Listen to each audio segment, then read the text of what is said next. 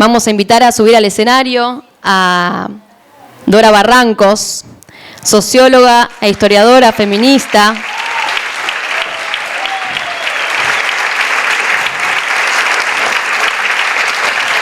Un honor tenerla acá, en nuestra casa, en Morón. Fue directora del Instituto Interdisciplinario de Estudios de Género de la Facultad de Filosofía y Letras de la UBA. Es investigadora principal del CONICET, en donde formó parte del directorio entre 2010 y 2019. Muchas gracias, Dora, por venir.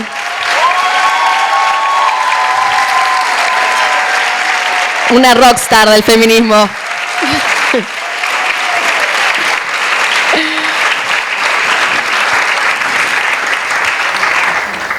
Vamos a presentar a Verónica Gago también, invitarle.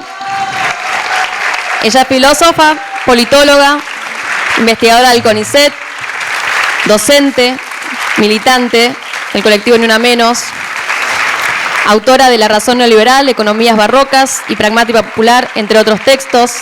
Muchas gracias también por venir, por sumarse a este panel.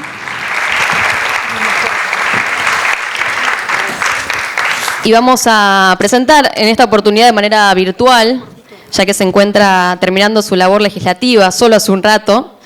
No llegaba a tiempo ni a Morón, pero siempre está presente.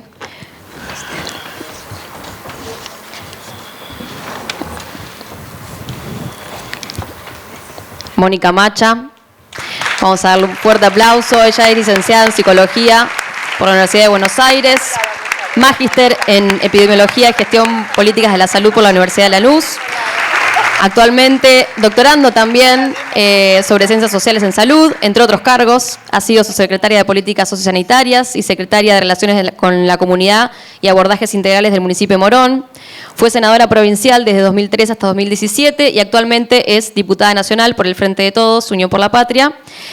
Entre 2020 y 2023 presidió la Comisión de Mujeres y Diversidad de la Cámara de Diputados de la Nación. Así que bueno, a Moni la tenemos virtualmente. Gracias a la tecnología que nos permite estas cosas, ¿no?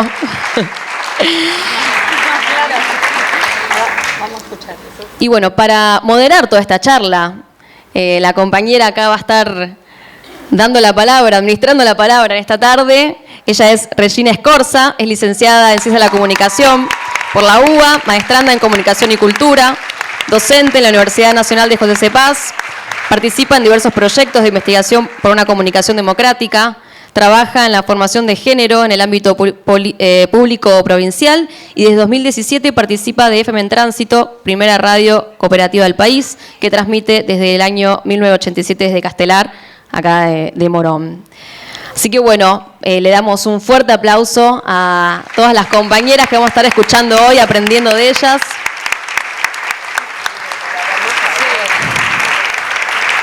Y para contextualizar un poquito, nuestras compañeras, Marina y Patricia nos van a dar un marco. Marina Rodríguez, subsecretaria de Políticas de Abordaje de la Violencia por Razones de Género y Dispositivos Integrales de Protección, y Patricia Ramírez Salomón, subsecretaria de Políticas de Género para la Igualdad. Nos van a contar diferentes políticas públicas que se han implementado en Morón durante estos 20 años. Así que muchas gracias. Adelante. Bueno, hay que subirlo, ¿no? Ahí.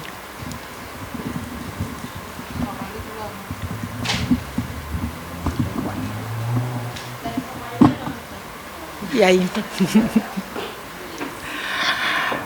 Bueno, buenas tardes.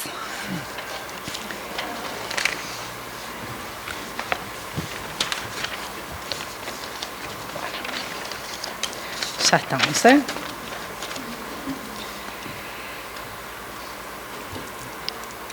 Cada 3 de junio nos sumamos al reclamo poderoso de ser la voz de las que no están y de las víctimas de violencias por razones de género.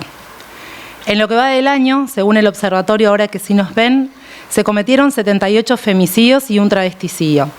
73 niñas perdieron a sus madres. El 3 de junio es un hecho político concreto, en el que cada una de nosotras tomamos el compromiso de construir nuevas formas de comunidad, con una mirada transversal y un Estado presente que acompañe y se comprometa en esta lucha. Juntas generamos visibilidad y desde Morón escuchamos y reflejamos en nuestras políticas públicas municipales ese compromiso, no solo jerarquizando el área, sino invirtiendo en recursos concretos para acompañar cada situación que plantean las vecinas y les vecines de nuestro distrito. Frente a los femicidios y en estos tiempos tan violentos, nuestra respuesta es encontrarnos, escucharnos y alzar la voz. Sabemos de luchas y sobre todo sabemos de organización. Hoy, y como hace 9 años, volvemos a gritar, ni una menos, vivas nos queremos.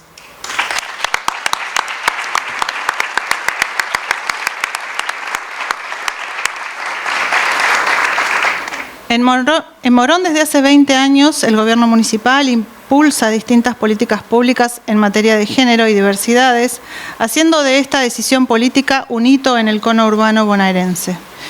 En el 2019, el gobierno local crea la Secretaría de Mujeres, Género, Diversidad y Derechos Humanos. Nuestra tarea es diseñar e implementar políticas públicas en materia de género, diversidad y derechos humanos en pos de una vida y una sociedad amigable, igualitaria, equitativa, democrática y humana. En ese sentido, venimos construyendo diversas acciones, poniendo como horizonte el cuidado de nuestra comunidad.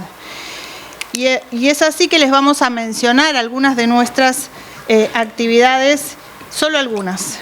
Desde hace 19 años contamos con el Centro Vivir Sin Violencia, pionero en la provincia de Buenos Aires, en el acompañamiento a las mujeres lesbianas, gays, bisexuales, travestis, trans, intersexuales, identidades no binarias y géneros diversos que se encuentran atravesando una situación de violencia por razones de género.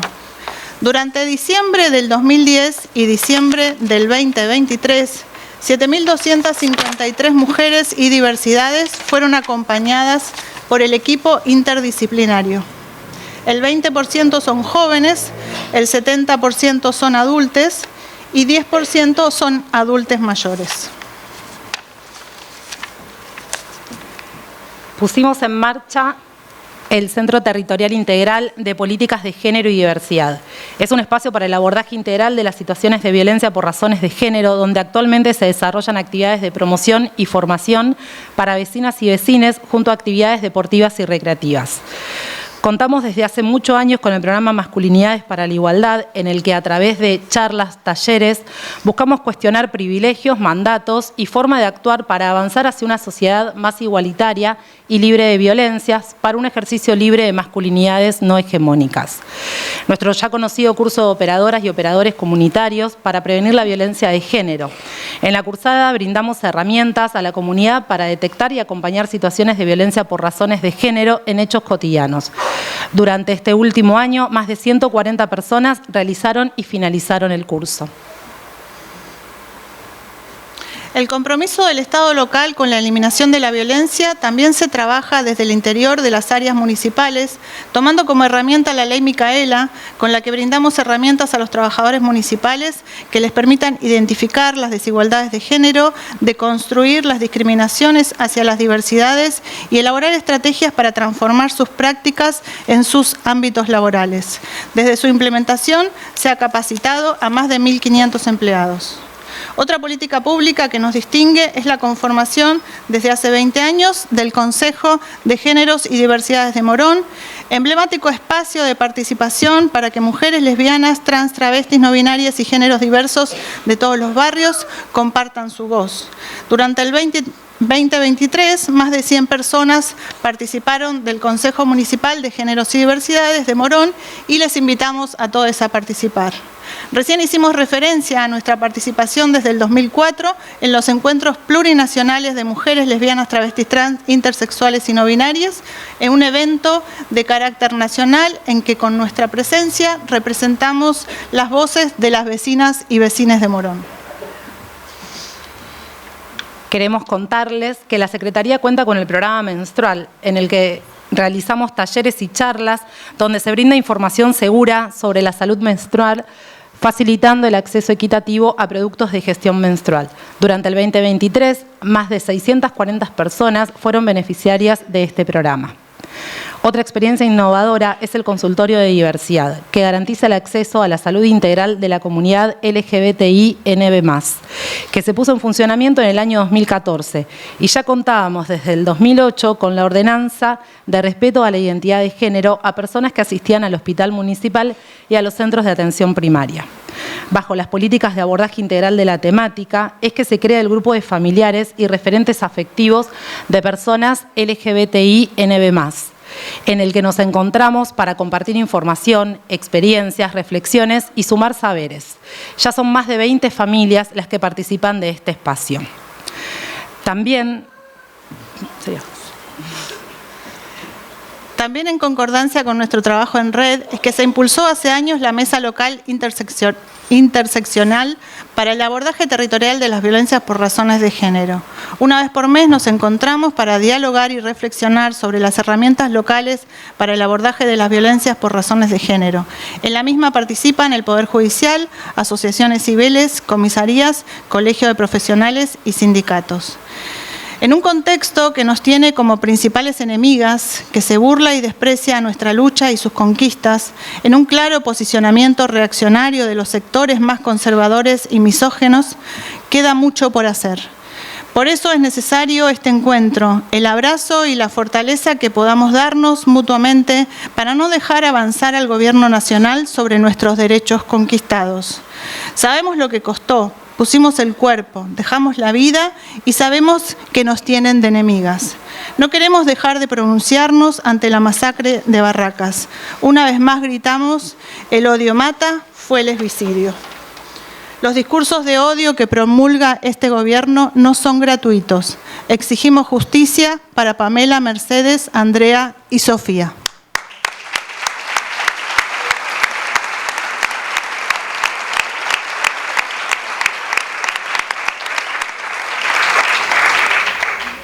También queremos decir que jamás seremos cómplices de los abusadores y reafirmamos que las situaciones de abuso sexual necesitan de actos de justicia que sean reparadores. En Morón seguiremos ampliando el trabajo que se lleva a cabo desde hace 20 años en los territorios en materia de igualdad de derechos y oportunidades.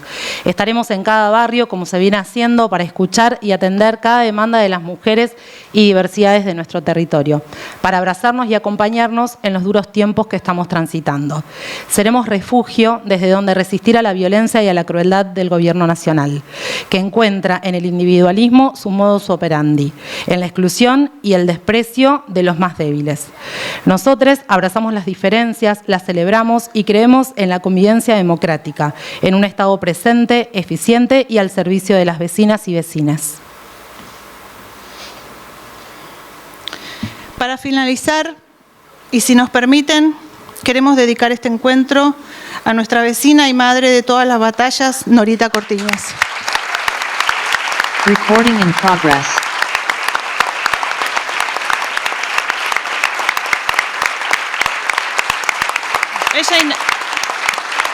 Ella inauguró la lucha de las madres que buscaban a sus hijos, la lucha colectiva transformando la vulnerabilidad en resistencia. Ella también perdió el miedo. Llevó la bandera de memoria, verdad y justicia por todo el mundo y bajo su manto abrazó todas las luchas. Con mucho dolor despedimos, pero también con la inmensa responsabilidad de mantener viva la llama de la memoria para construir un presente y un futuro más igualitario. Norita, vos sos la libertad. Gracias por enseñarnos a luchar.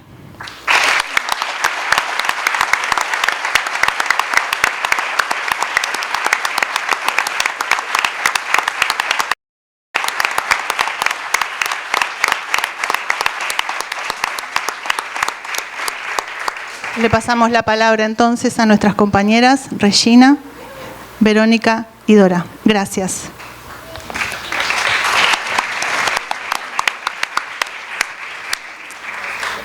Hola, ¿se escucha ahí? Bueno, muchas gracias por acercarse, por estar acá. Bienvenidas. Es un honor para mí.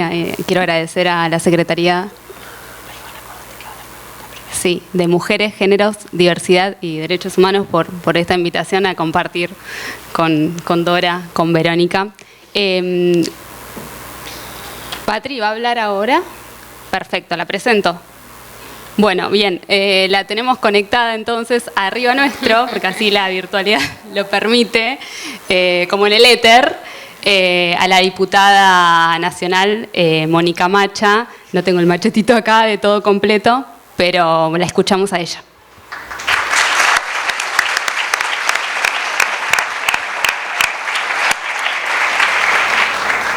Hola. Bueno, buenas tardes a todas, a todos, a todes. Espero que me puedan estar escuchando, porque yo no tengo mucho retorno, pero bueno, quería estar. No puedo estar presencialmente porque estamos en el Congreso debatiendo la fórmula previsional. Entonces, bueno, por esa razón no puedo estar de modo presencial, pero sí me interesaba, aunque sea desde este lugar, poder compartir este encuentro con tantas compañeras, enviarle un saludo a Dora y a Verónica, a Cintia y a todas las compañeras de la Secretaría y a todas las personas que están reunidas hoy en el teatro, porque creo que es fundamental que podamos encontrarnos, que podamos repensar y pensar esta época tan hostil. Recién la escuchaba, creo que era Patri, que hablaba bueno, de homenajear a Norita, dedicarle este encuentro a Norita. Yo creo que es bien importante, ¿no? A esta madre que se nos fue en términos físicos, esta madre de todas las batallas, que además era vecina de Castelar, así que digo, ahí se conjuga de algún modo esa militancia junto con el territorio, ¿no? Junto con el lugar donde ella también llevó adelante muchas de las acciones. Y entonces eso me parece bien necesario. Ayer tuvimos una jornada, otro 3J, otro 3 de junio, que tiene que ver con esta consigna del Ni Una Menos, que venimos llevando adelante desde el año 2015, y también con esta sensación de cómo los procesos sociales, culturales, políticos tienen un movimiento que no necesariamente a veces es el que más nos interesa o nos gusta, o necesitamos más que en el punto del gusto, más en función de lo que necesitamos. Y estamos asistiendo a un proceso en donde todas esas políticas públicas para los distintos géneros están siendo desmanteladas brutalmente, ¿no? O sea, en estos meses de gestión de Milei, nos fuimos encontrando con cómo se fueron desarmando esas políticas y con alguna noticia de que esto no se frena acá, sino que va a continuar. Y ahí la sensación que tenemos es, claro, si eso se desmantela, si no contamos con esas políticas públicas que siempre, además desde un pensamiento crítico, pensábamos en que teníamos que mejorarlas, que transformarlas, que profundizarlas. Bueno, hoy estamos en un proceso de franco retroceso, que significa que tal vez para muchas compañeras que están en un contexto de violencia por motivos de género, en una relación donde la violencia por motivos de género es parte de la cotidianeidad, probablemente no puedan darle un corte a esa situación, porque si pensamos en que no tenemos el acompañar, si ubicamos lo que está pasando hoy con los alquileres, que yo leía el domingo que decían que había como más ofertas de alquileres, pero impagables. Entonces, el punto no es la oferta, sino que sea accesible para las personas y para los ingresos que las personas tienen. Entonces, yo creo que en este sentido, todo esto que viene sucediendo empieza a tener como consecuencias muy concretas y muy dolorosas. En la vida de las personas, en las posibilidades fundamentales que es construir un proyecto de vida, ¿no? Porque ¿qué es lo que queremos todas las personas? Poder tener un proyecto de vida digno, y que si queremos armar una familia podamos contar con algunos recursos, si no lo queremos hacer, pero queremos, no sé, estudiar o hacer distintas cosas, podamos hacerlo, y esto es lo que hoy está restringido. No puedo dejar de mencionar en este contexto también de desmantelamiento y de algún modo de retroceso en las políticas de género, lo que pasó con las compañeras en Barracas, este lesbicidio que sufrimos, que significa también cómo un discurso de odio, que se lleva adelante y se expresa de muchas formas, a veces más literal, a veces no tan literal, pero no por eso menos eficaz, termina repercutiendo en las personas que escuchan, ¿no? Y que de repente un tipo o varios tipos, no sé bien, hay un tema con la causa, no sé bien exactamente esos detalles, pero lo cierto es que hubo una persona por lo menos, y tal vez más de una persona, que se sintieron habilitados a llevar adelante esta masacre.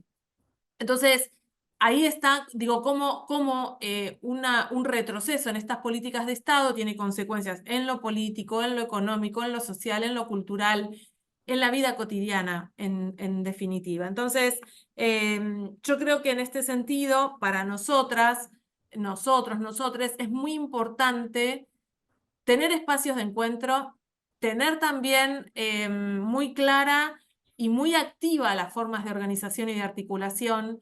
El activismo feminista sabe mucho de esto porque de algún modo fue lo que nos dio identidad y nos permitió nacer también, ¿no? O sea, cómo hubiésemos logrado la interrupción voluntaria del embarazo a nivel nacional si no es por todas esas organizaciones feministas, por la campaña, por el aborto legal, seguro y gratuito, y por todas las distintas organizaciones que fuimos llevando adelante una discusión en lo social, que fuimos construyendo también una posibilidad dentro del Congreso.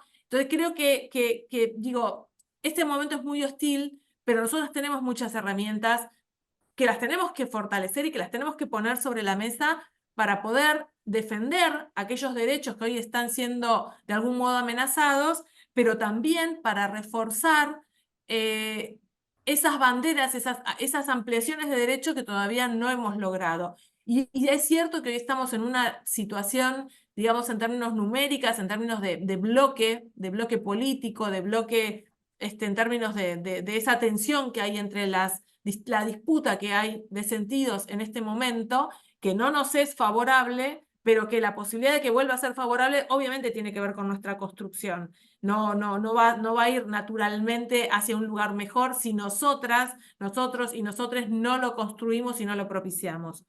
Yo creo que en este punto hay muchos temas que veníamos trabajando hasta el año pasado y que tenemos que seguir haciéndolo, como por ejemplo todo lo que está vinculado a las tareas de cuidados, teniendo en cuenta que tal vez vaya a ser la actividad, es una actividad fundamental para el funcionamiento de la vida social y de la organización. Y va a ser cada vez más fundamental, cada vez más importante, por dos razones, creo yo. Una, porque nosotras le estamos dando una entidad fundamental y lo estamos poniendo en el debate político, diciendo, che, todo esto y todo esto que no se financia y todo esto que implica un trabajo de 24 horas y de lunes a lunes, bueno, esto que hoy no está de algún modo remunerado, es la base, lo fundamental para que todo el otro sistema productivo se pueda mover. Entonces, y al mismo tiempo, en un contexto de una sociedad o de una construcción que implica que vamos teniendo tal vez una expectativa, por lo menos hasta ahora, una expectativa de vida que va creciendo con el tiempo, o sea que tenemos más tiempo de vida, pero con un cuerpo que obviamente tiene otros años, otras necesidades, entonces las tareas de cuidado se ponen de manifiesto en la vida cotidiana de todas las personas. Yo creo que este es un tema central. Hay una discusión sobre la ESI, que también la tenemos que defender fuertemente porque es una herramienta muy atacada, y es muy atacada justamente porque es la herramienta que nos permite trabajar en el ámbito educativo fundamentalmente y trabajar sobre la sexualidad, que es un eje estructurante de nuestra vida en términos subjetivos, de la posibilidad de nuestra vida en términos de relación con las demás personas, que también veníamos con una discusión de cómo hacerla diversa, ¿no? Sacarla tal vez de ese lugar binario en términos de ley, porque en términos de las prácticas las personas lo van haciendo, los docentes y las docentes que adhieren a la ESI la van transformando permanentemente, pero en términos de ley sí nos quedó esa discusión de poder hacerla con una perspectiva de diversidad en todos los aspectos, ¿no? De la diversidad que implica también que sea plurinacional, que tenga en cuenta las distintas etnias, que pueda incorporar la perspectiva de cuerpos diversos, que pueda incorporar la perspectiva de las distintas identidades de géneros, que pueda también incorporar una perspectiva de discapacidad. ¿Cómo es la ESI? ¿Cómo se implementa la ESI para las personas que tienen una discapacidad? Entonces, yo creo que todo esto son temas que, por supuesto, tenemos que seguir defendiendo e incorporar, de algún modo, no serían tanto novedades porque ya el tema de redes sociales ya no es una novedad, está acá y está, y bueno, digo, así como posibilita algunas cosas, también implica que para poder construir una ciudadanía digital, bueno, tengamos mayor información, mayor conocimiento, que nosotros y nosotras y nosotros podamos usar esas redes sociales de un modo cuidado, ¿no? Que me parece que esto es central, y la ESI en este punto también es fundamental poder pensarla en el contexto de los entornos digitales, porque hay preocupaciones, vamos conversando con compañeros y compañeras, y la pornografía accesible a niñeces y adolescencias es un tema de cuidado y de poder ponerlo en palabras y de poder pensarlo. Ya es un problema que un niño y una niña esté en sus redes, o esté jugando, o esté haciendo algo, y aparezca una ventana que tenga que ver con el ingreso a un sitio pornográfico, y que entonces se encuentre con situaciones que no puede manejar, que no puede entender, que su aparato psíquico todavía no está preparado, y que además es una experiencia que tiene que ver con la violencia, sin cuidado, sin consentimiento, digo, un montón de cuestiones que se ponen en juego ahí. Por eso me parece también importante poder traer una mirada sobre esto. Venimos trabajando mucho sobre el tema de ludopatía, que es digo, en esta línea de poder pensar qué pasa en los entornos digitales, y por eso digo, fundamental que podamos digo, sostener nuestras banderas, sostener nuestras demandas, y profundizarlas. ¿Qué es lo que esta época nos está planteando y nos está pidiendo?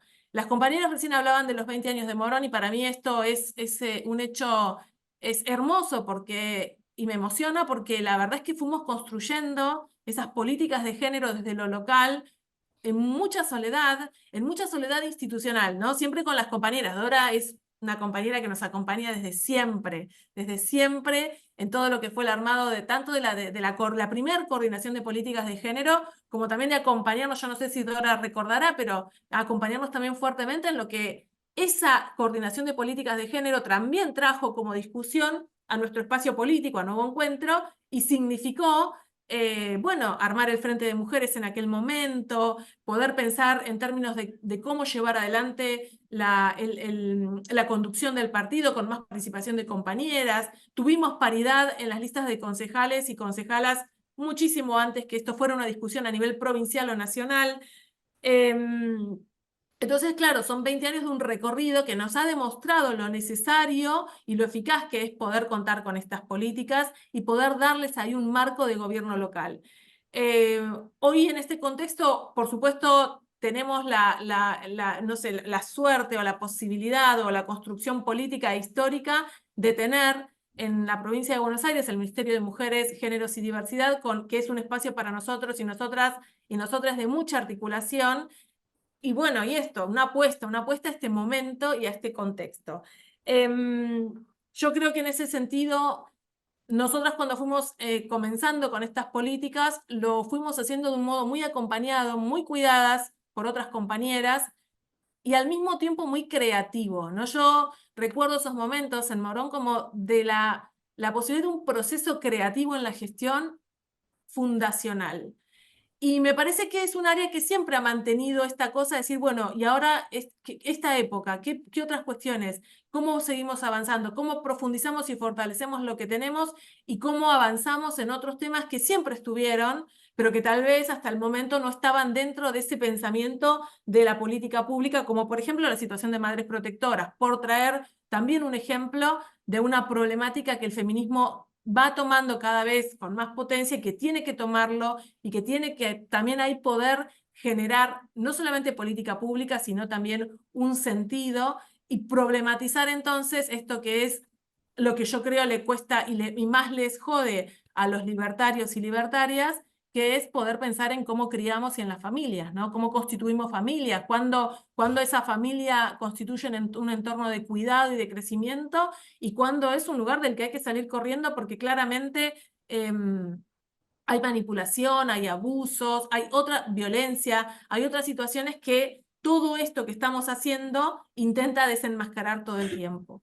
Yo quiero, para cerrar, porque nada, para que sigan las compañeras, pero me quedo con algo que hace poquito estuve en una reunión del COSAPRO, el Consejo de Salud Provincial en Mar del Plata, y Marta Dillon, que es una compañera a la que aprecio mucho y que me parece siempre muy interesante escucharla, decía que tal vez durante muchos años, desde el feminismo, le dimos un lugar muy importante a este concepto o esta construcción de sentido de lo personal es político. Y obviamente que sí, y obviamente que fue y es una construcción de sentido que nos ha permitido poner de manifiesto qué quiere decir lo personal es político, ¿no? Justamente esto de decir la violencia no es un tema privado, no es un tema del que no se habla, todo lo contrario, es ponerlo en la construcción cultural. La violencia con sus múltiples formas de manifestarse. Y ella agregaba, tal vez este momento, tal vez esta etapa nos lleva a problematizar un poquito más y decir lo interpersonal es político. Me parece clave, la verdad es que me parece que es, o sea, yo esto lo venía pensando, pero no lograba una frase que me sirviera como para decir, rápidamente poder explicarlo, ¿no? Pero si nosotros y nosotras queremos construir una sociedad distinta, esa sociedad distinta y esa comunidad diferente y de cuidado y de respeto, la construimos permanentemente con las personas que tenemos al lado, ¿no? No son los grandes discursos si eso después no tiene un anclaje en nuestras relaciones cotidianas. Entonces yo apuesto a esto de poder pensar en que lo interpersonal es político, bueno, y a que en esa construcción encontrarnos permanentemente como lo hacemos a lo largo de todos estos años, en el caso de Morón, desde estos últimos 20 años, suponiendo y pensando y aspirando también a que vayamos por 20 años más. Les mando un abrazo enorme, les agradezco que a pesar de las dificultades que hayan hecho este espacio, lo valoro muchísimo, las quiero mucho a todos, a todas y a todes.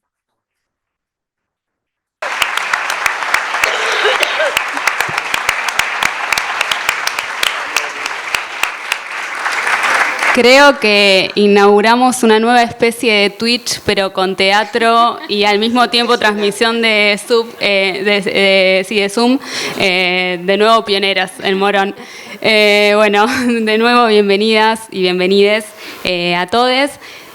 Muchas de las cosas que tenía pensadas para el preámbulo las fueron diciendo las compañeras al recorrer las distintas políticas que se llevaron adelante acá en Morón, y también las decía Mónica en relación a el contexto que estamos viviendo, que no es para nada feliz.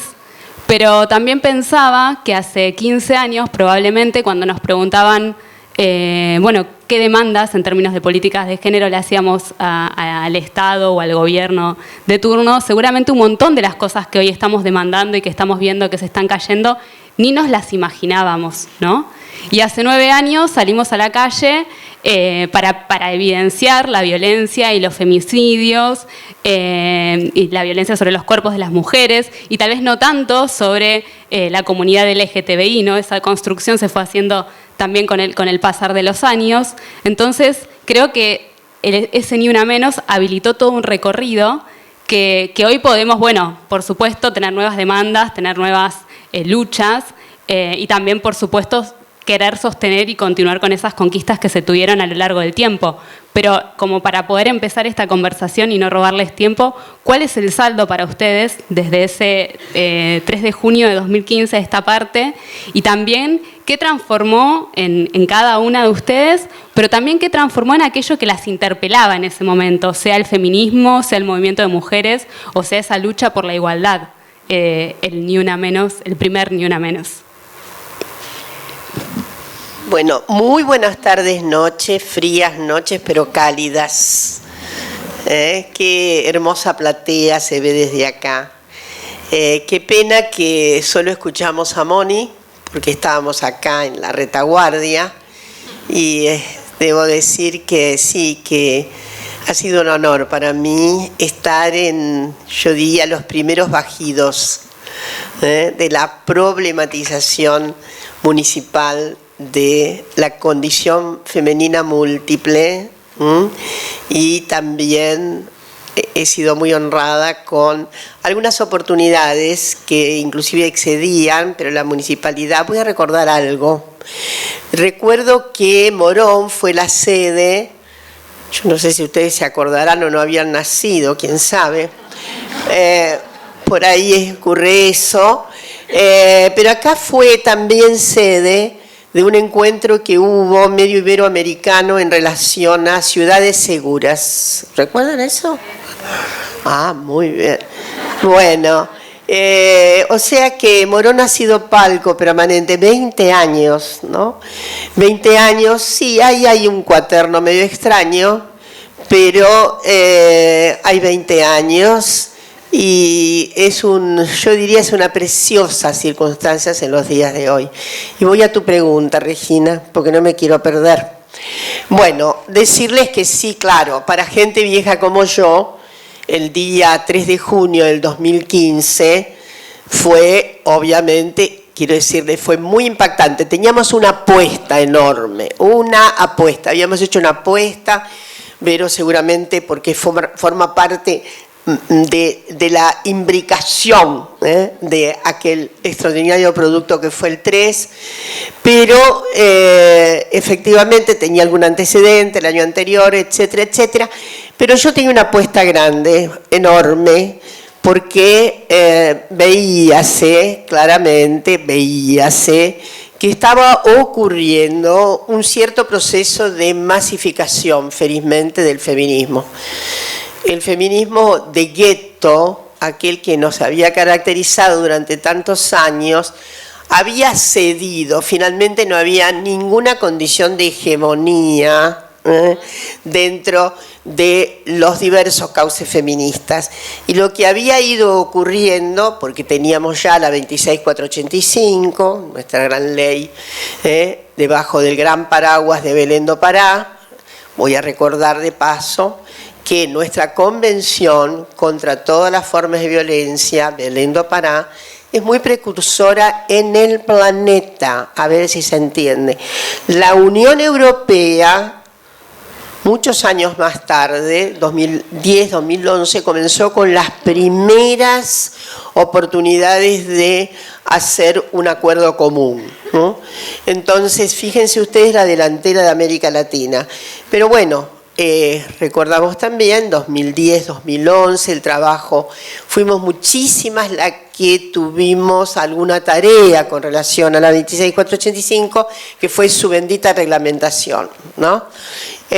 Y después quedó una parte, estoy haciendo solamente rápido la película, en donde simplemente decir, nuestra ley, la 26.485, no es la primera ley integral contra la violencia, luego espejada en la Convención de Belén do Pará, pero es una de las, yo diría, más articuladas. Hay algunas queridas naciones de América Latina que todavía no tienen una ley integral contra la violencia. Y no voy a hacer una mala alcahueta en este momento y decir cuáles son los países que todavía no lo tienen. Pero, ¿por qué? Porque en esos países las feministas han estado luchando. Siguen con el paradigmático primer tratado contra la violencia, que era la violencia intrafamiliar. Bueno, esa fue una ley que no se conquistó tan rápido, pero que está en la leva de las primeras leyes, ¿no? Para ir cerrando el 2015. De modo que yo creo que hay un efecto ya de la 26485, hay un efecto de la gran manifestación pública que están haciendo las agencias de la diversidad. Nunca debemos olvidarnos de dos fenómenos. Los encuentros entonces nacionales de mujeres, que fueron una propaganda sustantiva, no de caratulación feminista, pero no importa, las mujeres iban de un modo, salían completamente transformadas.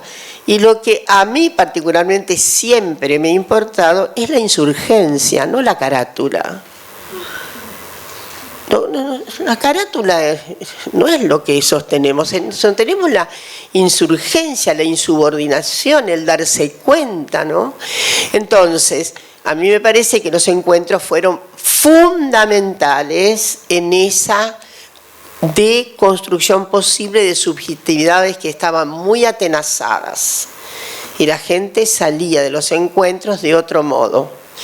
Entonces, eso fue muy importante en la progresividad, ¿sí?, de feminismos populares, de varios feminismos populares. Fue notable lo que ocurrió allí. Bueno, y llegamos, obviamente, habíamos tenido ya la ley, dos grandes leyes notables, ¿no? Teníamos ley de matrimonio igualitario, ley de identidad de género. Pero eso es yo digo, se nos pasa que habíamos hecho una conquista pionera, solo Uruguay tiene una ley que se le va apareciendo, pero no tiene la envergadura, yo diría, que tiene nuestra ley de identidad de género, que es, tenga la identidad que se le cante. Eso es lo que dice la ley de identidad de género. Con lo cual, sacudón para el sistema jurídico. Me acuerdo muy bien que con la querida Josefina Fernández, después de la sanción de tamaña ley de identidad de género, de nada menos, identidad autopercibida, extraordinario. Yo apenas agrego algo, miren, a mí cuando me pasaba que cuando cabildeábamos en torno de esto, yo siempre decía, me acuerdo una gran reunión que había habido de estudios de género en Córdoba, gran debate, gran. Y después otras reuniones acá. Y a mí lo que me preocupaba era una ley positiva, si caratula las identidades, mata la libertad que quiere producir. Porque entonces la gente tiene la identidad esa, ¿no? ¿Está claro? Por eso fue tan maravillosamente, digamos, pensada esta cuestión que jurídicamente, eso es lo que nos pasaba con Josefina, nos reíamos diciendo, no saben lo que votaron. y la verdad que eso nos hacía gracia. No, los jueces tampoco, se dieron cuenta después. Pero bueno, se han ido acostumbrando. Entonces, viene, obviamente, ese 3 de junio, con toda esa argamasa, yo dije, esto es decisivo, el día de hoy es decisivo. Estábamos en La Plata, había un foro, estábamos con Marcela Lagarde, ¿quién te dice? Y bueno, con Marcela nos largamos para acá. Marcela Lagarde es una colega gran feminista mexicana que ahora tiene algunos antojos, en fin, conceptuales que, en fin, pena que no está acá, pero de todas maneras, quiero decirles que Marcela estaba impactada con esto de ese 3 de junio. Así que salimos, dejamos rápidamente el stand-up que estábamos haciendo y nos vinimos en una combi. Recuerdo que veníamos, entre las que veníamos Marcela, Diana Mafía, no me acuerdo, eran como 3 más. Éramos como 6, 7 en la combi. Y pasó algo extraordinario, ¿no? Íbamos por 25 de mayo, llegando, y no avanzábamos. Y eso, en lugar de ser un obstáculo físico, no epistémico, dijimos, esto es extraordinario. Y efectivamente, estuvo más o menos media hora, porque no nos podíamos bajar en plena autopista, cosa que queríamos, pero largarnos de la autopista hasta que pudo entrar por la bajada de Entre Ríos. Era tan enorme la cantidad que ahí, unos metros más, dijimos, bueno, nos vamos caminando. Y y pasó lo que pasó, ¿no? Era emocionante, conmocionante ver aquellos ríos humanos. He visto cosas tan maravillosas, escenas tan maravillosas como la de familias, racimos de familias, madres con sus chicos, todos disfrazados con mariposas violetas, verdes y ni una menos, y mucho varón cis, ¿no?, que también se había replegado. En suma, yo creo que el 3 de junio fue un enorme estremecimiento, pero que siempre hay que contarlo, no vino de Marte, no vino de Marte, vino de toda esa, yo diría, de todo ese cimbronazo, de todo ese tembladeral, en la que ha sido también decisivo el aporte de todas las agencias de derechos de la diversidad. Porque esto también le dio un plasma muy particular. Así que sí, yo creo que el 3 de junio se constituyó en un hito enorme y que bueno, cada 3 de junio, más allá de cómo ha sido la propia organización, que ha pasado con, que en fin, que es un asunto que Vero sabe mucho más, pero bueno, de todas maneras, lo que debe entenderse que estamos juzgando y apreciando es el enorme faro que significó aquel 3 de junio, ¿no? Dejó, digamos, eso fue para mí definitivo en algo, en la movilización, fue definitivo en la movilización subjetiva, sí, también muscular de la casa. De hecho, se apreció claramente que subieron las denuncias, fue obviamente un clivaje importante en ese sentido, y bueno, yo paro por acá, pero para decirles que sí, fue muy conmocionante haber establecido en Argentina el 3 de junio, que tiene una emulación latinoamericana y europea. Hoy he vuelto a recibir noticias del Ni Una Menos Austria, donde hay una joven argentina, una gran cantante argentina. Entonces, como ven ustedes, no, la gente ya no fue la de antes, claro que no, ¿no? Y no importa, y ahí sí, pero después tomamos esto, pero decir, no importa, los vaivenes son así.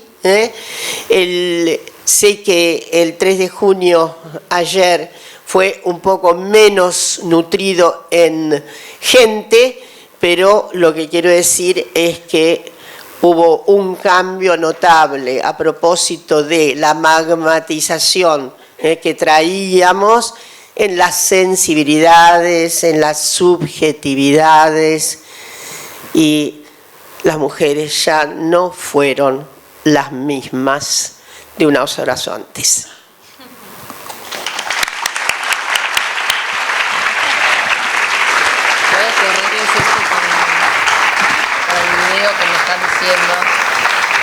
Buenas tardes, buenas noches. Muchísimas gracias también a todas las compañeras de Morón, a Mónica Macha por la invitación, a Regina por esta conversación. Y siempre es muy difícil hablar con Dora porque prefiero escucharla más que ponerme a hablar. Pero sí quería decir algunas cosas que también estaba pensando mientras te escuchaba. Que cuando se habla del movimiento feminista en Argentina, siempre es interesante este ejercicio de reponer las genealogías, ¿no? Es decir, contra la idea de una espontaneidad, ¿no? De que, bueno, hay una forma de acontecimiento que marca un antes y un después, pero siempre los acontecimientos están hechos de historias y de genealogías. Y creo que una cosa interesante es también cómo este fenómeno de Ni Una Menos ha abierto una suerte de ebullición de las genealogías, ¿no? Dora reponía un montón, pero he escuchado muchas compañeras, por ejemplo, de los movimientos piqueteros, que decían, bueno, desde la vez que nosotras fuimos a los encuentros nacionales, algo en los encuentros cambió. Ni hablar, se homenajeaba a Norita, el viernes estuvimos acá en el velorio, de la importancia del movimiento de derechos humanos, de las exiliadas políticas, es decir, de todos esos afluentes que le dan hoy también las características que tienen los feminismos en Argentina, ¿no? Populares, muy vinculados a trayectorias de luchas muy diversos, integrados en organizaciones de base, es decir, todo eso le da una densidad histórica que es lo que produce un acontecimiento como aquel 3 de junio. Y me parece que lo que pasó desde entonces es que adquiere una visibilidad, ¿no? Eso que hablamos como feminismos, se empieza a introducir en el lenguaje común de la vida cotidiana y abre una investigación sobre qué significa ser feminista, hablar de las violencias, y sobre todo a mí me impactó mucho desde entonces hasta ahora la incorporación de las generaciones nuevas, ¿no? Algo que después con la Marea Verde y el 2018 ya tiene una aparición en las calles que es muy, muy, muy fuerte. Creo que abre una experiencia generacional también el 2015 de lo que significa, bueno, haber nacido, pero sobre todo haber estado en las escuelas durante este periodo de movilización feminista. Y esa masividad creo que es el otro rasgo tan contundente que llama tanto la atención y que ha posibilitado también la transnacionalización del movimiento, ¿no? Vos hablabas recién de Ni Una Menos Austria, pero lo que significó también la organización después de los paros y las huelgas internacionales, y cómo eso fue tejiendo redes, la propia Marea Verde con un impacto regional que es impactante, creo que tiene que ver ahí con un cambio de sensibilidad y con una producción de sensibilidades nuevas que todo el tiempo, como se decía antes, está abriendo problemas, formas de nombrar esos problemas, formas de abordarlos, formas de trabajarlos que son novedades, ¿no? Por algo vos decías, bueno, hace 15 años por ahí no hablábamos de esta manera, no nos planteábamos los mismos problemas, no lo hacíamos con la misma visibilidad y con la misma repercusión que tienen ahora. Agregaría que sostener estos 9 años a partir del 3 de junio de 2015 es otro de los hitos, ¿no?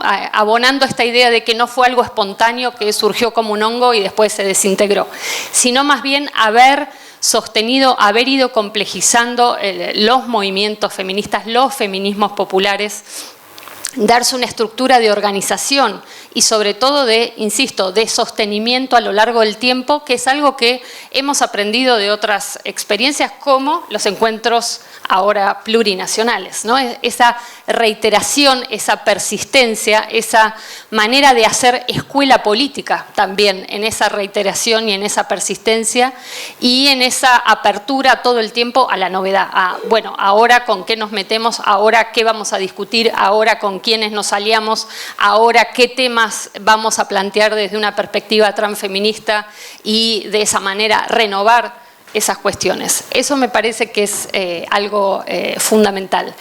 Y por último diría que, bueno, estamos todo el tiempo hablando de cómo a partir de un grito que fue ya basta a los femicidios, ya basta a las violencias machistas, se fue imbricando y enhebrando con otras discusiones sobre otras violencias y sobre las razones estructurales de esas violencias y producir, me parece, una perspectiva, una forma de lectura y una forma de comprender los feminismos que lo atraviesa todo. Es decir, que no es una cuestión temática, que no es una cuestión de grupos específicos, que no es una cuestión de fechas aisladas en un calendario, sino un cambio, una transformación social en los modos de vida, en los modos afectivos de vincularnos, en las maneras de hablar, en las maneras de hacer política.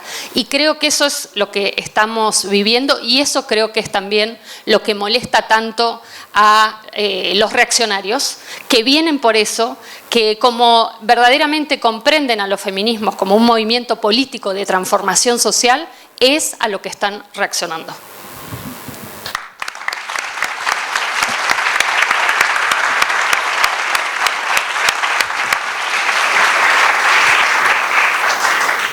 Bueno, y en el marco de estos 20 años de políticas de género en Morón, pensaba dos cosas. En términos de, si lo pensamos en estas leyes que nombrabas vos, Dora, la Ley de Protección Integral contra las Violencias del año 2009, la Ley de Matrimonio Igualitario, la Ley de Identidad de Género, bueno, el municipio de Morón tuvo políticas de género anteriores, previas, la coordinación que hablaba Mónica de políticas de género, el Consejo de Mujeres, que hoy se llama Consejo de Géneros y Diversidad, el curso de formación de operadores comunitarios para prevenir la violencia por razones de género, que en sus primeras instancias era para agentes municipales, como un preludio de lo que hoy podemos decir la Ley Micaela, ¿no? Pero bueno, esas políticas de género que fueron previas en muchos casos a las normativas que hoy tanto celebramos, también se fueron transformando a lo largo del tiempo y al calor de las luchas o del movimiento Ni Una Menos. Digo, el Consejo de Mujeres es renombrado, cambia a Consejo de Géneros y Diversidades. y fueron, adaptándose, pero sosteniéndose a lo largo del tiempo. Y en un contexto donde no solamente están siendo discutidas las políticas de género, sino las políticas públicas en general, ¿no? Es decir, hay un ataque constante, seguro, ante el feminismo, ante los movimientos de mujeres, transfeminismos, pero también hay un ataque constante hacia la comunidad organizada, lo podemos ver en todo lo referente a la situación comedores que estamos viviendo por estos días. La pregunta es, bueno, ¿cómo hacemos para sostener esas políticas, para demandar nuevas, las necesarias, las que falten, y al mismo tiempo ante un Estado, diferenciando, ¿no?, los niveles? Ya vemos que no es lo mismo el Estado en el nivel local o en el nivel provincial, donde se sigue sosteniendo un Ministerio de Mujeres y Diversidad, que en el nivel nacional, pero que de alguna manera obviamente impacta, ¿no?, las decisiones que se toman en el Estado nacional. Entonces, ¿cómo hacer para sostener, para demandar nuevas políticas, pero al mismo tiempo para poder denunciar o pararnos frente a ese Estado que está atentando contra nuestros cuerpos, contra nuestras vidas? Y por otro lado, ¿cómo hacer para no perder? Me lo había anotado perder el norte, pero después dije, no, estamos en América Latina. ¿Cómo hacemos para no perder el sur? ¿Cómo hacemos para no perder el sur de las políticas de género? Bueno, miren, parte del norte lo estamos ganando, gracias Claudia, primera presidenta mujer, gran figura la Claudia Sheinbaum, así que la celebramos, ¿no? Gran compañera. Bueno, la verdad es que yo no me puedo negar a una caracterización de la catástrofe que estamos padeciendo. Siempre me gusta decir lo mismo, hay que verlo en una cierta perspectiva, no apenas local. Miren, esta extrema derecha argentina tiene una enorme solidaridad y al mismo tiempo es paradójica, pero hay una internacional de extrema derecha que las ciencias sociales y las humanidades creo que todavía tenemos que hacer una compatibilización categorial nueva. Para mi gusto, no basta decir lo que, sin embargo, de momento es el mejor apelativo. Son neofascistas. De neoliberales. Y de eso he venido hablando, sosteniendo, así que me voy a repetir apenas un poco. La internacional neofascista, tal como lo dice Vera, es, miren, he venido diciendo lo siguiente, en el pasado siempre existió gente reaccionarísima, siempre, y hasta tenía formulación partidaria, ¿no? Pero lo que pasa es que desde 25 años para acá ha habido una evolución, una involución. Entonces, esos segmentos que en realidad a veces se habían alojado en algún canuto dicho liberal, pero abandonaron el liberalismo. La verdad es que ayer lo dije con motivo de la escuela, siento ternura por el liberalismo hoy día, porque está completamente atacado. El liberalismo está atacado, atacan, sí, a los feminismos, a las feministas. Después vienen las grandes condensaciones políticas en Argentina. Obviamente el ataque es al kirchnerismo, al populismo, a los zurdos de mierda, a todo eso. Ay, chicas y chicos, y al liberalismo, porque lo están perdiendo. Imagínense que fueron los liberales los inventores del Estado moderno. Por las dudas, no fue el kirchnerismo, no, el que inventó el Estado moderno. Entonces, llama la atención también. Lo que yo he dicho es el combustible de la infradotación erudita. Con ínfulas de erudición, no sé si les queda claro. Pero es una fórmula de ralea, que antes se usaba ese término, pero que es una cosa rarísima de Musetta, Mimí y tal, que da esa paradoja de en realidad escupir el liberalismo, porque quien dice que el Estado es un detrito feroz, bueno, pone en el túmulo al gran inventor, sobre todo uno de los grandes inventores de la corriente liberal, que va a ir a tener ímpetus después de la Revolución Francesa, es el señor John Locke, y uno de los propulsores del partido Vicks, la primera fórmula liberal. Hay que volver a leer a Locke, yo me he tomado ese trabajo, porque como no lo leen, ¿se entienden? No lo leen a Locke. Y Locke lo sonaría a pasos, porque le diría, pero escúchame, inventamos el Estado para que no nos comamos entre nosotros, porque había que tener un mínimo de no arbitrariedad, de justicia, de equidad, dice Locke. Bueno, tampoco leen los que siguieron a Locke, ¿no? Adam Smith, Ricardo, con sus posiciones antagónicas respecto de lo que sería ser la vida monopólica. No puede ser, no es digna de la fórmula del capitalismo. Pero no me quiero perder. Estas fórmulas, por otra parte, a las que ha adherido el primer magistrado con tanto ímpetu después de severas lecciones con Conan, seguramente, aquí que hace se ha tornado, quiere ser un pontífice, porque por eso, la verdad, les quiero decir que la República Argentina es chiquita para él, absolutamente. Él se siente un mesías planetario, ¿no? Por supuesto, pero no me voy a detener en la figura tan peripatética, sino que me voy a decir en cómo se quiere instalar en esa derecha internacional, ¿tá?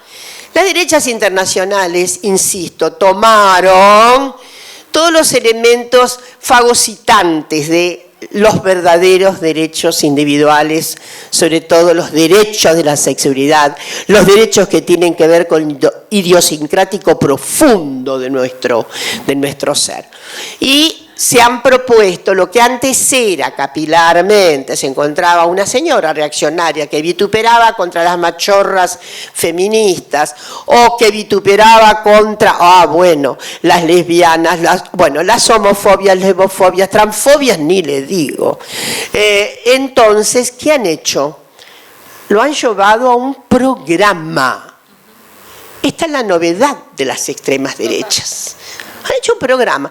Y si ustedes tienen una noche de insomnio, véanse los 100 puntos para salvar España viva de don Santiago Abascal, Vox. Ese lugar donde ha ido también nuestro presidente a rendir tributo. Y les digo, tiene un capítulo que es impresionante, se llama Familias. Y lo primero que dicen son 8 o 9 puntos, no me acuerdo bien cuánto les dedica a familias, pero no tiene desperdicio. ¿Saben por qué? Comienza diciendo, en realidad, primera cuestión, ¿no? Derogación de la ley de violencia contra las mujeres porque es sesgada. ¿Cacharon? En su lugar, ley contra todas las formas de violencia, varones, mujeres, ancianos, sí. Lo dice, comienza con la derogación de la ley. Y luego por ahí ya anda con un pronatalismo a todo lo que da y algo que es a todo. En eso se parecen, ¿ven? Ahí está la cosa. Pero al mismo tiempo hay que pensar que don Santiago Abascal es un Estado-nación España viva, con un Estado fortísimo, como el que quiere la otra fascista, esa es fascista de veras, doña Giorgia Meloni, que también se le ha dado por la construcción, que también nos identifica, la naturaleza naturanda. Sos varón, sos mujer, y no se hable de otra cosa, por favor, ¿no? Y menos de esas cuestiones tan locas que andan diciendo las feministas y las diversidades. Eso le da un punto común. Meloni está empeñada en la reitalianización de Italia. Está con medidas draconianas, primero porque es muy pronatalista, ¿no? Y yo me acuerdo un discurso de ella que me impactó, no es de las que escribe tanto, pero un discurso que hizo justamente en una asamblea de Vox en España, cuando habla muy bien el español, y dijo: hay un hombre y una mujer, el casamiento es solo un hombre y una mujer. Buah. Entonces, el otro que empeora la escenificación es don Víctor Orbán, mucho menos conocido, pero les digo, una figura del fascismo a temer. Lo tuvimos acá. Lo tuvimos de invitado especial el 10 de diciembre. Era un aquelarre la Argentina ese día, la verdad, fue un aquelarre, todos juntos. Entonces, Víctor Orbán, que es la primera vez que vino a la Argentina, es una de las figuras más reaccionarias de Europa. Forma parte de la Unión Europea la ha tenido que marcar varias veces, varias cuestiones. No se ha animado a derogar la ley de aborto porque el escándalo iba a ser muy grandote, y por otra parte, pero ha aniquilado todos los derechos de las mujeres.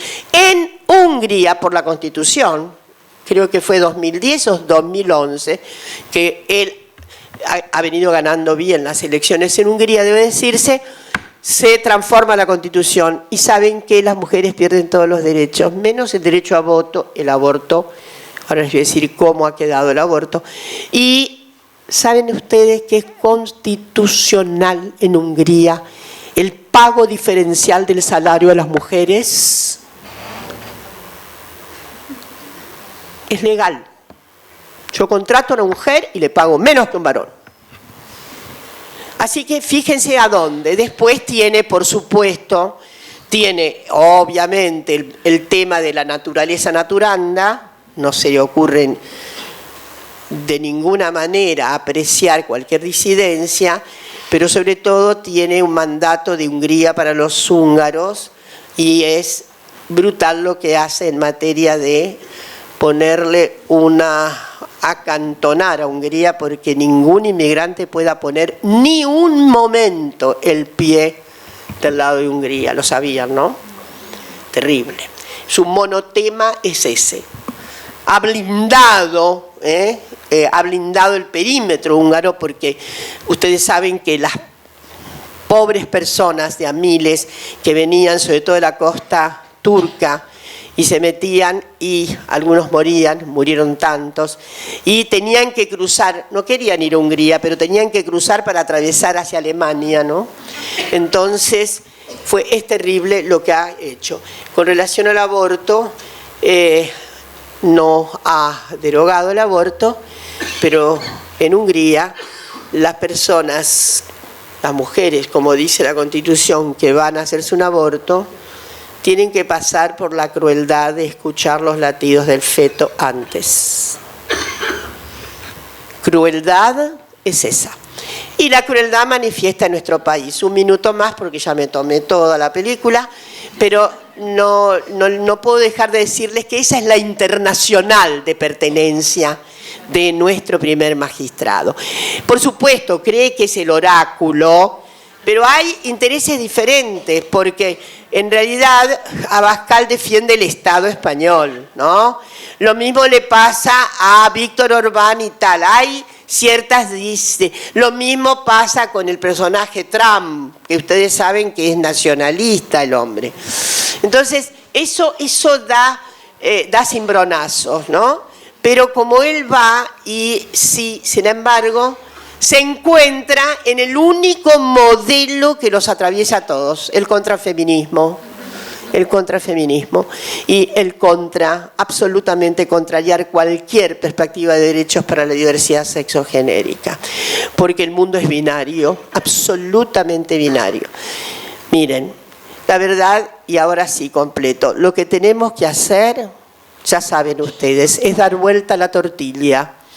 Nos corresponde dar vuelta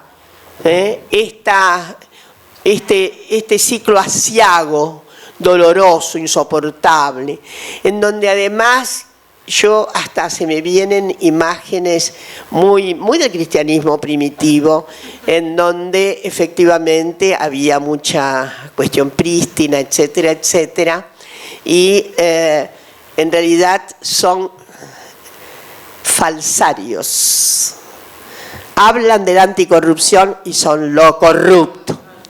Hablan contra la homosexualidad y son perversos sexuales, les puedo asegurar. Son perversos sexuales. Hay un señor que se ha puesto ahora nuevamente, que estaba medio en el rezago, ¿no es así? Y bueno, tiene una indiciación muy fuerte respecto de cuestiones muy graves. Pero bueno, yo animo simplemente a decir que bueno, como nunca, miren, nunca, esto es muy sartriano, es muy de la experiencia filosófica del existencialismo, pero la vamos a agarrar fuerte. Ustedes saben que para Sartre, gran filósofo y tal, y además tan amigo de las causas de los derechos humanos, etcétera, etcétera, el compañero de la gran Simone de Beauvoir, ¿no? Y bueno, hay una expresión que es medio difícil por ahí de entender hasta que la padecemos. Como nos están hostigando tanto, como nos están amenazando tanto, como nos están haciendo tanta circunstancia de adversidad, como nos quieren llenar de miedo, voy a decirles que el miedo es par con el coraje. Somos corajosos porque tenemos miedo, al final, ¿está claro? Si no, no seríamos corajosos. Pero lo que quiero decirles es que sí, como nunca, frente a esta pérdida, ojo, pérdida del propio sentido, voy a decir algo, de la propia institución del Estado, de la institucionalidad que representa el Estado, de la división de poderes que representa, de ciertas garantías, más allá de que la justicia sea tardera, mala, con fallos. Sin embargo, paramétricamente, bueno, tenemos que... Sin embargo, todo eso está en riesgo, ustedes lo saben muy bien. Todo está en riesgo, pero... Y está en riesgo, desde luego, estamos amedrantadas, pero estamos por eso mismo con gran capacidad de insurgencia, porque lo que decía Sartre es que no somos libres así cuando estamos todos los días de un lado para otro, gozando de derechos, etcétera, etcétera. El sentimiento de libertad y la subjetividad de soy libre es cuando nos determinamos en medio de lo más duro, oscuro y hostigante. ¿Está claro? Ahí somos libres, no en el conjunto de todos los días cuando todo está bien. Cuando hay que tomar decisiones a veces dramáticas, cuando hay que sostener principios dramáticamente, ahí nos juzgamos enteras. Y en este país, ¿qué quieren que les diga? Yo hago una apuesta enorme. Primero, acá hay recursos extraordinarios transhistóricos en nuestra sociedad. Hay con qué. Y tenemos un recurso transhistórico fundamental. Las mujeres. Esto está hecho en homenaje a Norita y Norita es el numen, está asociada a la inquebrantable circunstancia de las mujeres en este país. Por lo tanto, yo estoy segura de que esta horrible pesadilla solo puede, sí tiene que venir con un contagio de abajo para arriba, pero estoy segurísima de que en las primeras líneas de la resistencia, de la insistencia y del coraje están todas las mujeres de este país. Sí, muchos varones y por supuesto muchísimos compañeros de la disidencia, pero me refiero a lo que significa la insurgencia de las mujeres, es algo magnífico, es a lo que temen. Lo que más temen, ¿por qué nos temen? Porque es esto. Ayer lo dije y voy a decirlo hoy. Estoy convencida de que el capitalismo puede ser más fácilmente transformado que la erradicación del patriarcado. Y como nos disponemos a erradicar el patriarcado, nos temen tremendamente. Pues nos temen, por favor, entonces juguemos esa gran carta. En vez de ser atemorizadas, ser temidas, fortalecidas y desde luego la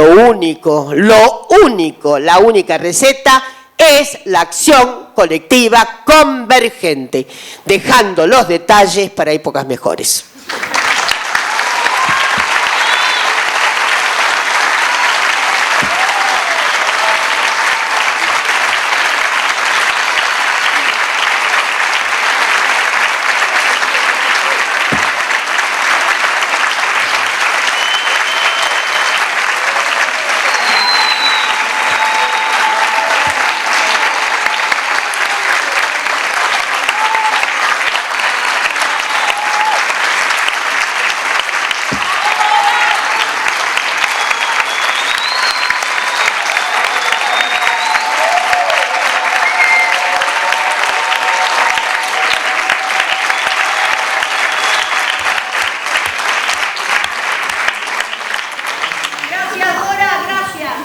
Una remera que diga, ¿no? Cada una de esas frases. Bueno, yo solo quería agregar algunas cosas, que muchas palabras como las de austeridad, ajuste, ya nos quedan demasiado chicas para lo que está haciendo este gobierno. Que cuando Dora dice no leen a Locke, no les interesa pensar el Estado, es porque yo creo que ya no tiene una lógica de gobernabilidad, sino que tiene una lógica de pura destrucción. Y vinieron con esa tarea. Es una especie de grupo de tareas a destruir el Estado, lo público y las condiciones de supervivencia de la población trabajadora. Entonces, yo creo que incluso no les interesa cuánto durar, les interesa destruir lo más rápido posible la mayor cantidad de cosas. Entonces, hay algo de esa conjunción entre velocidad y lógica de destrucción, que es lo que me parece muchas veces a la mañana nos aturde, ¿no? Porque es una noticia atrás de la otra, con esta voracidad que parece no tener límites. Y yo creo que es eso, que no tienen un plan de gobierno, tienen un plan de absoluta destrucción en el mayor, con la mayor velocidad posible, en el menor tiempo posible. Entonces, cuando se le pregunta a Milei, los periodistas, ¿hasta cuándo piensa que va a seguir gobernando? Lo único que dice es, estoy esperando que gane Trump, ¿no? O sea, esa es su manera de pensar y de planificar el tiempo en relación a esta internacional neofascista. Pero ahí quería agregar, siguiendo el hilo de lo que planteabas, Dora, qué pasa cuando estos otros líderes de ultraderecha son líderes nacionalistas, que una característica de Milei es que es no nacionalista y que eso implica ponerse en una situación que para mí la define muy bien una categoría de un sociólogo mexicano, Pablo González Casanova, cuando él decía, hay algunos personajes en nuestros países que asumen la figura del colonialista interno. Es decir, para congraciarse con los poderes imperiales coloniales, lo que hacen es una guerra contra sus propias poblaciones. Es la manera de pagar tributo a las colonias. Y el personaje de Milei, que tiene, al igual que estos otros personajes de ultraderecha neofascistas, esta especie de obsesión contra los feminismos, que los define como justicia social, no por casualidad, lo que lo diferencia es esta posición de extrema subordinación antinacional, antisoberanista, y que, me parece, lo define esta idea de colonialismo interno, y que para hacer la performance de ese colonialismo interno, lo que tiene que hacer es declarar la guerra a su propia población, aparte de su propia población. Y la lógica de destrucción me parece que se entiende en esa clave. Él necesita arrasar, necesita mostrarse, ¿no?, como alguien que va a eliminar a parte de la población, porque ese es su programa político económico. Y me parece que esto hace convergencia con una situación mundial que es la de guerra. es la de la masacre y la de la guerra. Él se inscribe en un momento de genocidio en Gaza, donde él se la pasa hablando bien de Israel y de Estados Unidos como los modelos a los que quiere acercarse. Y me parece que esa combinación geopolítica con este momento de guerra también le da a Milei una especie de impulso que le hace creerse efectivamente que es un mesías a nivel global, y todo su delirio, ¿no?, de liderazgo global, de querer intervenir en la guerra, de llamar a comités de crisis, de congraciarse con estos héroes varones, empresarios y guerreros, porque ese es el modelo que él tiene, ¿no?, tratar de emular y de gratificar a estos Elon Musk, ¿no?, otro personaje totalmente perverso en sus comunicaciones.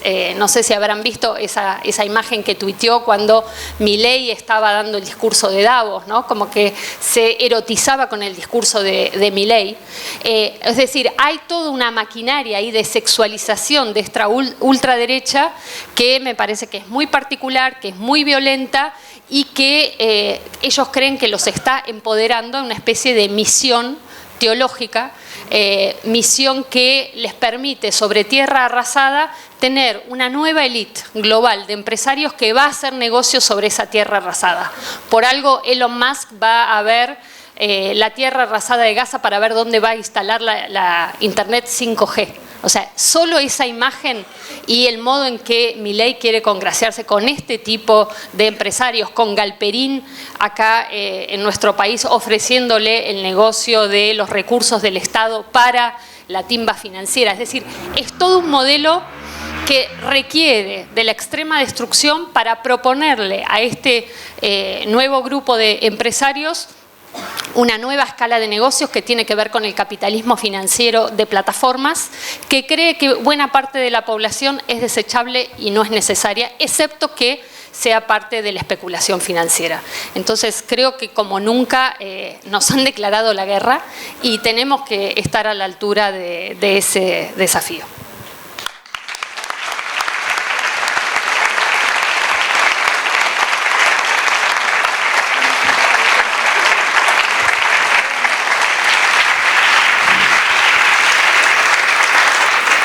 Bueno, qué interesante todo, qué terrible también, y qué difícil cortar esta conversación o hacer la última pregunta, porque la verdad que dan ganas de seguir escuchándolas mucho rato más. Pero bueno, ante este panorama que describían las dos, ante este programa de odio, te escuché decir hace unos días también, Dora, bueno, ante la pedagogía de la crueldad, diría Rita Segato también, ¿cuál es el programa o qué elementos debería tener nuestro programa para poder responderle? ¿No? Sí, definitivamente tenemos que responder, no tenemos que estar atemorizadas, pero ¿qué elementos tenemos que tener en ese programa? Y por otro lado, pensando también en que hay... Por ejemplo, del otro lado, en este momento se está debatiendo la ley bases, ¿no?, en el Congreso. Digamos, hay, más allá de que quieren destruir todo, hay medidas programáticas que se están jugando. Bueno, ¿qué hacer también ante esta ley? ¿Cuál es el impacto que tendría la aprobación de una ley de estas características? ¿Y de qué manera armamos ese programa? ¿Qué no puede faltar ahí? Bueno, voy a ser medio sintética porque si no, vale.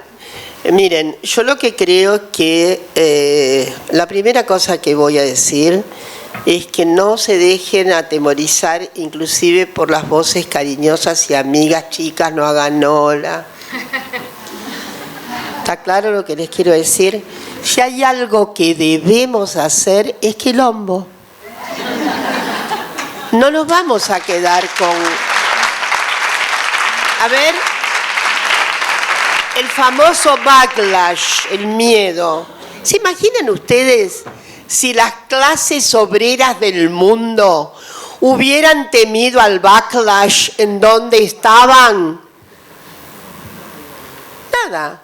Lo que nosotros tenemos que hacer es doblar la apuesta. Ni se les ocurra decir, no, bueno, voy a ir con cierta moderación. Mucha inmoderación. Esto no se sale de esto con moderato cantabile, ¿está claro? Porque en realidad, primero, de aprobarse la ley bases es siniestro, más allá de todas las modificaciones que pueda haber, es garantía de una desertización completa del empleo en la Argentina. A ver, cuando yo digo desertización, lo digo en serio. Ustedes saben que en este momento está aumentando básicamente toda el hambre, pero también la brutalidad del desempleo abierto, que es digamos, la correa significativa que aumenta la perspectiva del hambre. Entonces, de aprobarse la ley bases, yo estoy segura que, insisto, más allá de todas las reformas que ha sucedido, para las mujeres es fatal, porque evidentemente, y ni les digo el DNU, bueno, para las mujeres lo que está claro es que vamos a perder el derecho, sobre todo las mujeres que todavía tenían tantos, en fin, para ganar en los 60 años, algo que fue, yo digo, de una justicia medio de equidad básica, ¿no? ¿Por qué las mujeres se podían jubilar a los 60? Porque trabajan doble y triple. Entonces, miren, sin que hubiera política expresa pro género, en el mundo entero, dado que las condiciones de admisibilidad son muy diferentes a los de varones, las discontinuidades en el empleo son mucho mayores en la población femenina del mundo, más allá de que en algunos lugares hay más alta estabilidad. Y sobre todo esto, ¿no? El comprender que las mujeres van y vienen por el problema tremendo no resuelto cooperativamente, que es los cuidados, la vida doméstica. Así que se imaginan perder nada menos que el derecho al apartamiento a los 60 años, perder el derecho a la moratoria, era lo elemental. ¿Saben por qué? Porque siempre hemos dicho, por lo menos yo, que a mí no me gustaba la figura que tenían las italianas, ¿no? Lo que era el salario de la ama de casa, porque el salario de la ama de casa la va a dejar como amas de casa, y no es esto. En realidad, pero sin embargo, el retiro sí tiene que contemplar a la ama de casa. ¿Saben por qué? Porque en realidad en el tributo que hace a la seguridad social, lo que pagan la gente que trabaja no es mucho más chico que lo que en realidad son los otros aportes, inclusive el Estado. Entonces, es ahí el momento de reconocer el gran trabajo de gratuidad y altruismo realizado por las mujeres. Entonces, y esto lo vamos a perder. Una de las cuestiones más trágicas, ni les digo lo que dice el DNU en materia de tomarse licencia para apartarse por parto. Antes una lo tomaba, lo tomaban, son 90 días, ni pensar en que van a mover eso, pero ahora el DNU dice 10 días, solo hasta 10 días antes del parto, con lo cual yo digo hay que hacer que todos los ginecólogos, ginecólogas inventen nuevos plazos de parto, porque no hay forma, lo dice. Fuera no saben ustedes lo que es el DNU y la cuestión del empleo, aunque este es el detalle, esto es lo que está todavía amparado judicialmente.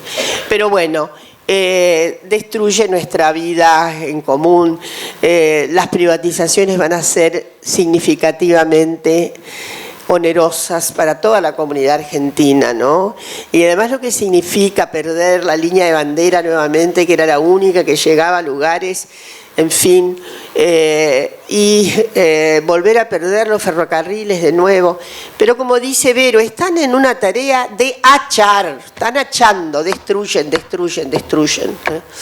Esto es el significado que tiene esta cosa, es ahí. Desde luego yo estoy convencida que el rey reina y gobiernan los otros, está claro, ¿no?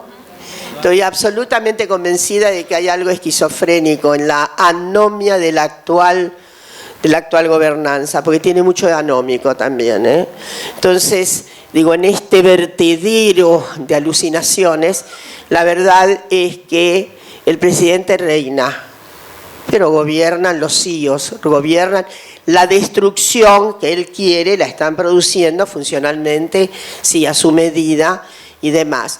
Pero, como dijo Vero también, en realidad a él le importa un belín. Cada uno, cada una, cada une de todos nosotros, ¿no? Es impresionante. Está despojado de cualquier, yo diría, de cualquier movimiento de emotividad. Llora por Conan, pero no por un niño hambriento. Es impactante. Pero entonces, digo, reina, y él está para el profetismo internacional y el mesianismo internacional, etcétera, etcétera. Y así es como efectivamente estamos asistiendo a una suerte de piqueta, destruyendo el Estado. Pero bueno, lo que yo creo es eso. Primero, nada de backlash, más y más y más bizarría, ¿está claro? Más bizarría, más fuerza. 2, sí, hay que sentarse a hacer un programa mínimo para salir. Y cuando seguramente acá hay muchas militantes políticas, yo he estado recorriendo muchísimos lugares, parece que tuviera 30 años, pero no es así. Lo que pasa es que, bueno, he dicho, bueno, estos años útiles que quedan, ¿qué es lo que vamos a hacer para eso? Sobre todo porque estamos viviendo este sortilegio tan trágico. Y bueno, a ver, encender los pebeteros, dar potencia, ¿no? Y he visitado muchísimos lugares y me he encontrado, acá cerquita nomás en Hurlingham la vez pasada, compañeras, y muy preocupadas porque las lideranzas políticas no aparecen. Y digo, chicas, hagan la lideranza ustedes. ¿Cómo es posible que a esta altura, con la capacidad de resistencia, con la capacidad iconoclasta, con la capacidad de insubordinación, están no sabiendo qué hacer porque no aparecen las referencias políticas? Es la hora de hacerse referentas políticas. A ver si vamos a esperar la organización. ¿Qué estamos haciendo? ¿Secundando la norma histórica patriarcal? Por favor. Entonces, yo lo que creo es que tenemos muchísimo para ofrecer desde el punto de vista de políticas, no solamente todas las políticas deben ser generizadas, pero tenemos que meternos fuertemente a decir por qué. El salvataje fundamental de los derechos humanos en la Argentina es garantizar empleo, trabajo, etcétera, con equidad de género. Así que el programa va a haber que hacerlo urgentemente. Yo digo que no es un programa es el programa de que nos vamos a hacer coloquios y coloquios para eso. Se necesitan 20 puntos de acuerdo fundamental. 20, bien taladrados, bien arquitectados. Si nos ponemos de acuerdo en 20 puntos, miren, pero no puede haber ese acuerdo sin la opinión fundamental de las mujeres organizándose detrás de en cada comuna, en cada comunidad, en cada municipio. Esta es la única receta, no hay otra.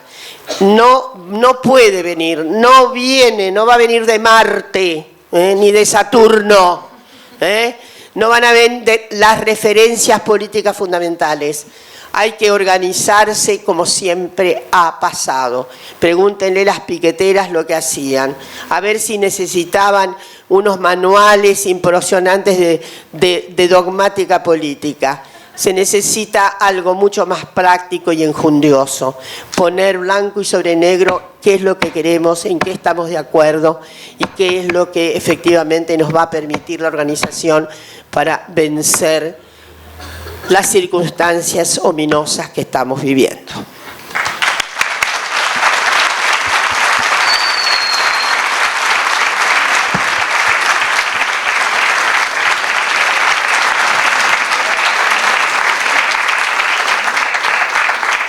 Bueno, agregar que, como sabemos, la ley bases es el horror total, pero además la consumación de cosas que ya estamos viviendo con el DNU. Con Lucy Caballero, que está acá, venimos trabajando bastante lo que significó la desregulación de los intereses de las tarjetas de crédito, por ejemplo, ¿no? Que implican que, ya que estamos bastante endeudadas en general para la vida cotidiana, la desregulación absoluta de lo que pueden cobrar las tarjetas de crédito vía intereses. Y hoy eso es una realidad que atraviesa a miles de personas que se han endeudado para, por ejemplo, pagar el alquiler. Que esa es otra cuestión y pagar la luz, y pagar la comida, y pagar las cosas básicas. Y hoy, además de tener que endeudarse para pagar esas cosas, las tarjetas tienen vía libre para cobrar lo que se les antoje en ese refinanciamiento obligatorio que se hace para sobrevivir el día a día. Pero también la lucha que están haciendo las inquilinas, que a partir de la derogación de la ley de alquiler con el DNU, la vivienda se convirtió en una especie de objeto de lujo. Y vemos lo que significan los desalojos, las personas en situación de calle. Esa es una realidad que ya está hoy produciendo, digamos, bueno, la masacre de Barracas también ha evidenciado las cuestiones de precariedad habitacional. Entonces, esta manera en que aceleradamente se están empeorando las condiciones de vida es un modo en que estratégico de este gobierno para impedir la organización social y colectiva. Y sin embargo, aún así, en esas condiciones cada vez más difíciles, vemos luchas por la vivienda, luchas por la masacre de Barracas, luchas transfeministas que se sostienen, luchas contra el endeudamiento familiar, etc. Entonces, creo que en algún momento nosotras nombramos a la ley bases como la estructura legal del saqueo, ¿no? Y hablamos también de una reforma constitucional de facto, que es lo que quieren hacer, ¿no? Darle legalidad al saqueo. Es claro que gobiernan las corporaciones, ¿no? Fue muy evidente cuando se fueron haciendo análisis de artículo por artículo que tenían nombre y apellidos de los dueños de empresas, redactadas además, como se dijo, en estudios jurídicos que hace tiempo vienen preparando este corpus de saqueo directo. Entonces, el rechazo absoluto de la ley es una prioridad y me parece que es una bandera que nos tiene que poner ahí en esta convergencia con los detalles para después, como señalaba Dora antes. Pero yo creo que hay una lucha que es la que está horadando y poniendo un poco el pico de lanza, la cuestión que es la del hambre, y es la que están haciendo las compañeras de la economía popular, que han establecido que el hambre es un crimen, que el Ministerio de Capital Humano lo que está haciendo es un crimen organizado, sistemático, y creo que a partir de empujar esa lucha, de mostrar el nivel de crueldad, de nuevo, que es violencia con el disfrute del daño que se hace, ¿no? Esa es la definición de crueldad. No es solo una violencia directa, sino además una búsqueda de insensibilizar al resto de la población en ese disfrute del daño. Y creo que acá estamos también bien complicadas, ¿no? Porque lo que está ofreciendo este gobierno es que quienes tienen miedo de su propia destrucción, de no tener dónde vivir, de quedarse sin empleo, traten de traducir ese miedo de la destrucción en un deseo de destrucción de otros, ¿no? Y en canalizar ese miedo y esa inseguridad de destrucción con una especie de violencia horizontal hacia el que está al lado o hacia el que está un poquito más abajo. Y creo que eso es lo que tenemos que contrarrestar, ¿no? Armar las dinámicas en las cuales ese miedo y esa inseguridad por lo que significa hoy la subsistencia, la amenaza de nuestros trabajos y demás, no se canalice en la violencia hacia otros y hacia otras y hacia otros. Entonces, nos vamos con la tarea que nos dio Dora de los 20 puntos del programa, me parece.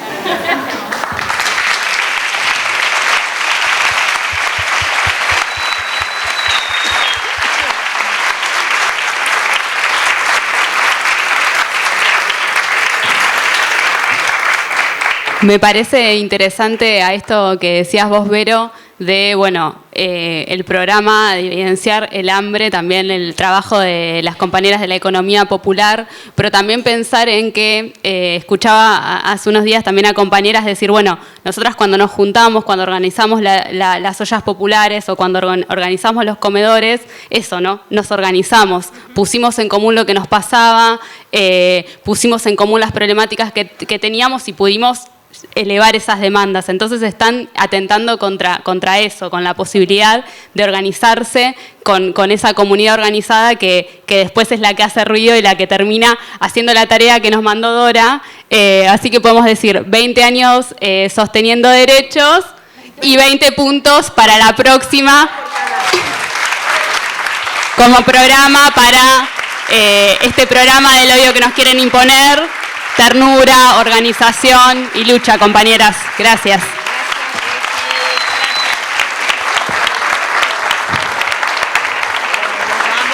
Muchas gracias Regina, Verónica, Dora. Gracias a ustedes que estuvieron acá escuchando hasta último minuto. Afuera hace frío. Sí. Es martes, hay gente que se tuvo que ir.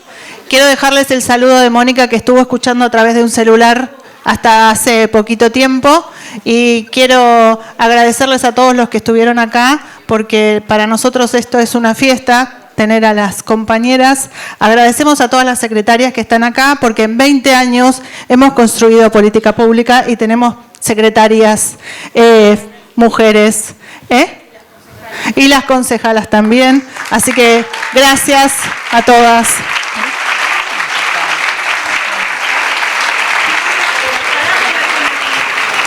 Vamos a hacer una foto, si se quieren parar, y hacemos una foto así al revés.